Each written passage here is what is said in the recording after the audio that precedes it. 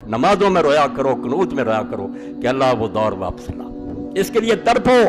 میری تقریروں کا ماں حاصل یہ ہے، ورنہ میں کوئی امام حسین اور یزید کی باتیں نہیں کرتا، وہ گزر گئے، مگر اس سے سبق لیتا ہوں کہ خلافت اسلامیہ کو چھری پھیر دی، آزادی کا گلا گونج دیا گیا، کسی کو بولنے نہیں دیا گیا۔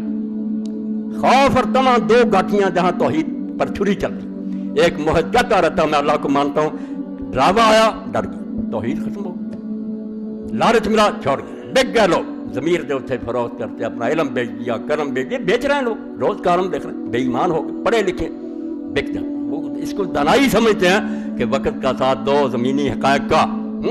اب دین چیختا رہتا ہے کہ مسلط پسندی شرک ہے، نہ دیکھو کہ حالات کیا ہے، حق کا ساتھ، مگر حق کا ساتھ نہیں دیتے، طاقت کا دیتے، طاقت کس؟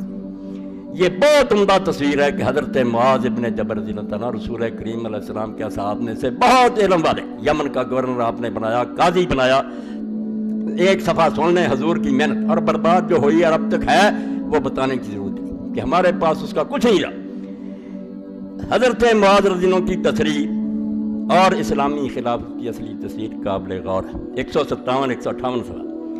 معاذ بن جبل رضی اللہ تعالیٰ عنہ ایک بڑے پائے کے صحابی، اس کے لیے ساتھ ملے کہ تحریکوں کی کوئی ہے تو اس کا ساتھ نہیں، ورنہ اٹھیں کہ وہ خلافت آئے یا نہ آئے، اس کے لیے کوشش کریں، یہ سب سے بڑا عبادت کا فریضہ۔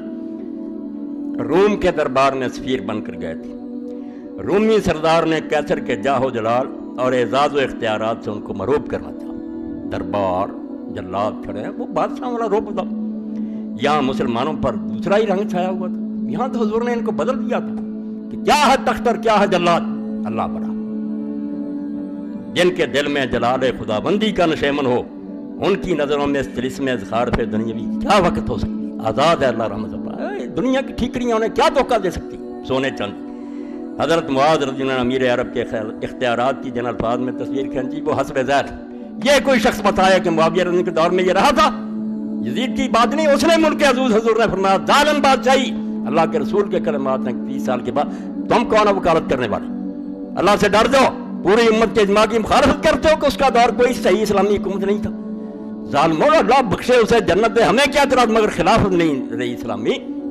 تو حضرت معاذ نے امیر عرب کے اختیارات کی جن الفاظ میں تصویر کھینچی حسب ذیل، فتوح شام ازدی سے نقل کیا، آپ نے کیسے بتایا کہ ہماری حکومت کیا ہے جو رسول اللہ نے ہمیں دی ہے، امیرنا منا رجل منا، کہ جو ہمارا امیر ہے وہ ہم سے کوئی الگ ہستی نہیں ہے، ہم میں سے ایک عام آدمی ہے۔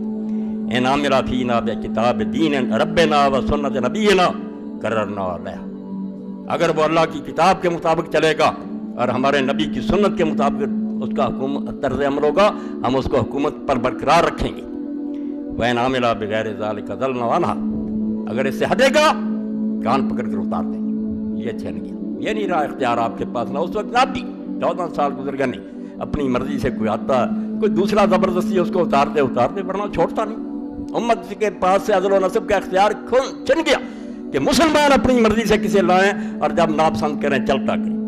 وین ہوا سارا کا کتانا جلا، اگر وہ چوری کرے گا امیر ہمارا ہم اس کا ہاتھ کاٹ دیں، وین زنا جلدنا، اگر وہ زنا کرے گا کوڑے ماریں گے، وین شتم رجل منا شتم، اگر وہ کسی آدمی کو گالی دے گا وہ ریا قدن آدمی برابر گالی دے گا، وین جرہ قادم نفسی، اور وین جا رہا ہو غلط چھپاؤ، اگر وہ اس کو زخمی کرے گا تو اپنی جان سے اس کو بدلہ دینا پڑے گا، وہ کہہ نہیں سکے گا کہ میں میرا بدلہ نہیں لیا، اسی وقت اس سے بدلہ لیا جائے گا۔ ولا یحتجب منا، اور وہ ہم سے پردے میں چھپ کر نہیں بیٹھے گا، کھلا ہوگا دروازہ جس کا جی چاہے، ولا یتکبر علینا، اور وہ ہم سے متکبر نہیں بن سکے گا کہ میں کوئی بڑا ہوں، سڑکیں روک دور آراج روس، ولا یستاثر علینا فین الذی افاء اللہ علینا، اور جو مال غنیمت آتا ہے اس میں سے رائی برابر وہ دوسروں سے زیادہ نہیں لے سکتا، وہو کرجل منا، چیخو اس کے لیے وہ دور جو محمد عربی صلی اللہ علیہ وسلم لائے تھے، یہ ہے شاید دور تحفہ جو دنیا کو دیا، نہ پہلے ملا نہ بعد تک، لوگوں نے دیکھا ہی نہیں کہ خلیفے کا کوئی الگ محل، اس کے ساتھ کوئی گاردیں کوئی جلوس، اللہ اکبر، یہ اعجاز ہے اس ایک صحرا نشین کا، بشیری ہے آئینہ دار نظیر۔ آپ دوسرے موضوع کو روکتے ہیں، انسان مٹی کے بنے ہوئے فرشتوں سے بڑھ کر بنا دیا، اسی میں حفاظت ہے انسانیت کی کہ ہوں ایک جنیدی و ارض شہری، ادھر سب سے بڑا ولی تخت پر بیٹھا، کسی مرشد کی بیعت کی ضرورت نہیں، وہ سب سے بڑا مرشد ہے، اس سے کون اللہ تک پہنچانے والا، اور سب سے بڑا حکمران ہے، یہ دو اکٹھے کیے حضور پاک۔ اور روایت رہ جاتی درمیان میں الاسلام و سلطان و خواان توامان، کہ اسلام اور حکومت کوئی تانا نہ دے ایک اقتدار کا. اگر کوئی اپنے لیے اقتدار چاہتا ہے جیسے انہوں نے چاہا، لعنت ہے اس اقتدار پر. اور کہتا میں فقیر رہوں گا مگر لوگوں کی خدمت کروں گا. عین عبادت سب سے بڑی بات. امام عادل فرمایا سب سے بڑا جس کو انعام ملے گا قیامت کے وہ منصف بادشاہ حاکم، بادشاہ ترجمہ امام. اور سب سے زیادہ جسے عذاب ہوگا امام الجائر، جو حکمران غلط چلے گا.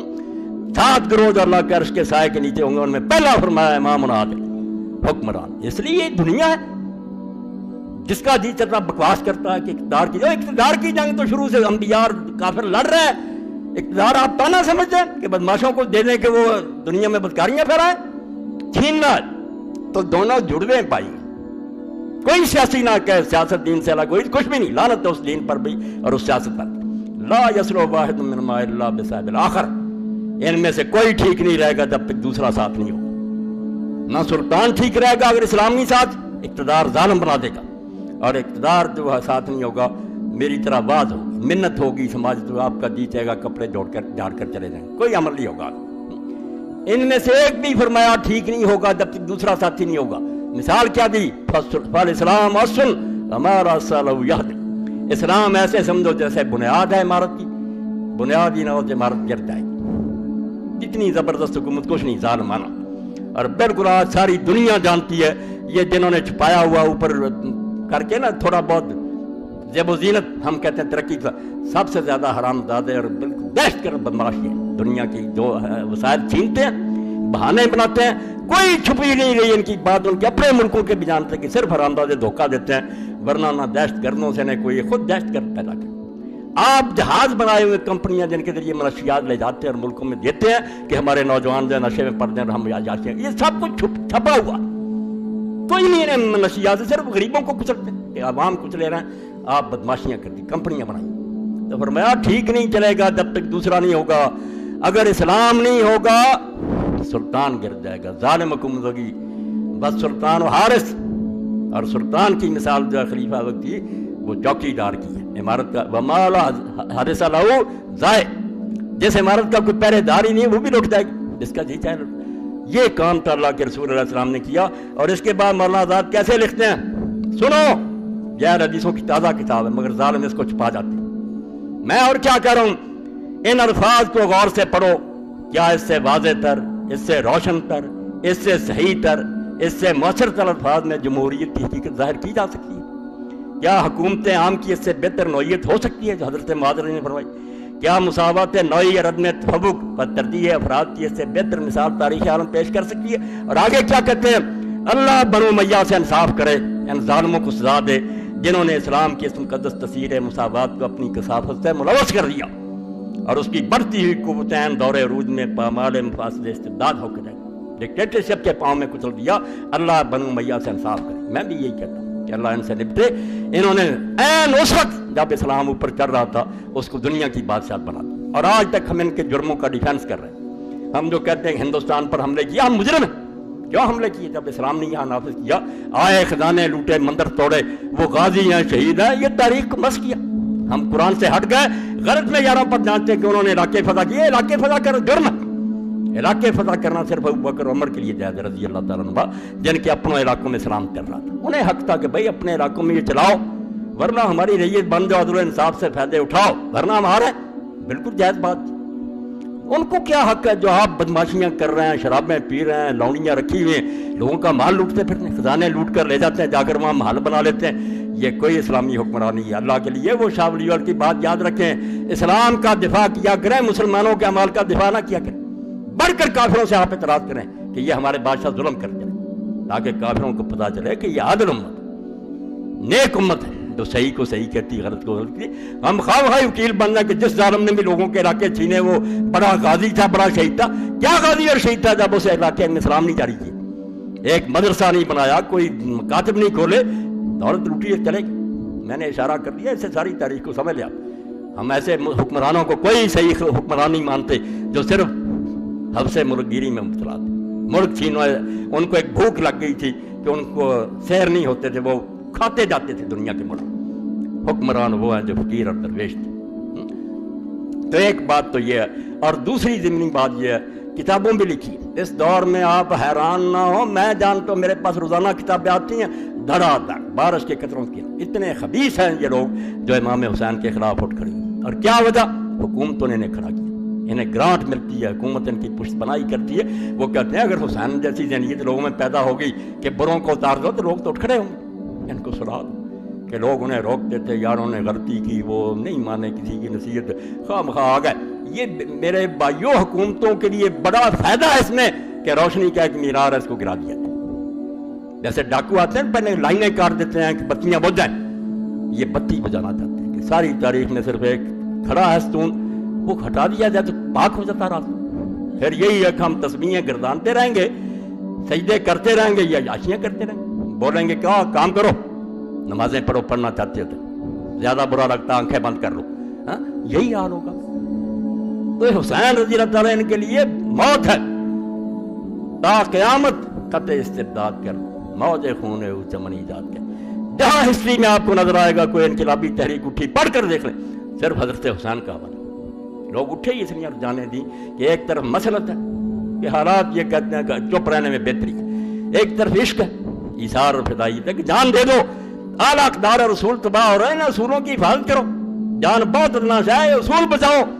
یہ تاریخ میں کبھی کبھی لوگ کرتے ہیں، اور ان کی برکت سے چلا آتا دین پہلے بھی امتوں میں اب بھی جو نہیں سوچتے کہ اس میں نفع نقصان کیا ہو، جو سود و زیاں کی میزان لگاتے ہیں کہ اس میں فائدہ کیا، وہ اندر ہی گھسے رہتے ہیں، وہ نہیں کبھی میدان میں آتے۔